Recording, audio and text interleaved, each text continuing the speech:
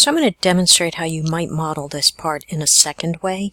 This approach is often thought of as the manufacturing approach, where you start with a solid block of material and then cut away. So in this case, we're going to model in 4 steps. We're going to create the large solid rectangle, and then we're going to make 3 cuts from that rectangle. 2 rectangular cuts and a circular cut.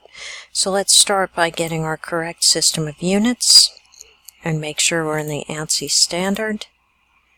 And then we'll start modeling our large rectangular base. So let's start with a sketch on the top plane. I'm going to make a center rectangle, so the origin is right in the middle of the block. At this point that's arbitrary, but I'll select it that way. And then from our detailed dimension drawing, I know that this large block will be 5 inches by 2.5 inches. And it will be 2.5 inches high, and then we can start making cuts from that. So there's our first piece.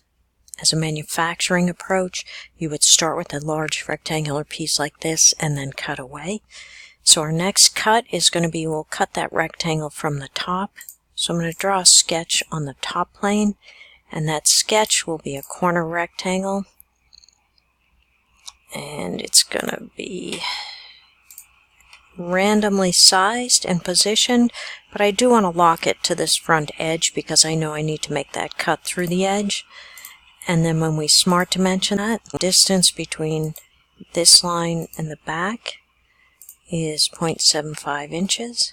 I know the distance between these 2 edges is 0.75, and I know that this edge is at 2.5 from the left end.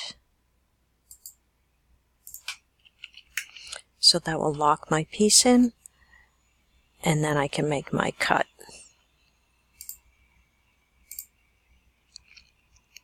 And that's going to be a through all cut. And that'll be my first extruded cut, and then I need 2 more. For my second cut, so I'm going to cut an extrude rectangular sketch from this front plane. So I'm going to click on the front plane. I'm going to do a corner rectangle that starts from the right corner. And then I'm going to dimension that as well. I know that the height of this is 0.75. And I know this distance is 0.75. That fully defines my sketch. So now I can do a cut. I'm going to do a through all cut all the way back. So that's the second cut. And then I'm going to finish with a final cut in the circle on this face here. I'm going to randomly position the circle and then dimension it to correctly locate and fully define it. So I know that it's 0.75 from the center to the edge, and 1.25 from the center to the front or back. And then I can do my extruded cut and do a through all. And my part is finished. So same part, same end result, but modeled in 2 different ways. Depending on your design intent, which we'll talk about in the next lecture, then your modeling might change.